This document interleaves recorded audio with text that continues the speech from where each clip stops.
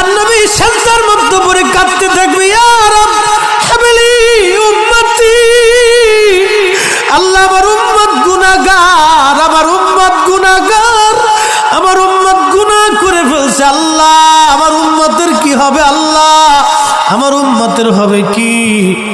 আল্লাহ পাক ডাক দিয়ে বলবেন, হাবিব আপনি আর সিজদায় পড়ে থাকবেন না, মাথা উঠান। আপনি কাঁদেন কেন? মেহশর তো আপনার কান্নার জন্য না নবী, উঠেন, আপনি মাথা উঠান। আপনার জন্য আরশে মুআল্লার ডানে একটা কুরসি পেতে রাখছি, একটা চেয়ার পেতে রাখছি, একটা আসন রাখছি, আপনি নবী সেই আসনে বসবেন। আপনি মাথা উঠান, আপনি আমার হাবিব, আপনি আমার বন্ধু, আপনি আর কাঁদবেন না। হুজুর আপনি মাথা উঠান। আল্লাহর নবী তখন বলবে, ইয়া রব হাবলি উম্মতি, আল্লাহ আমার উম্মত গুনাহ করছে। আল্লাহ ডাক দিবে, হাবিব আপনি মাথা উঠান।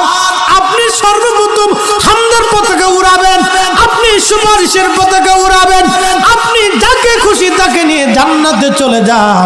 একবার জোরে বলা যাবে কি সুবহান।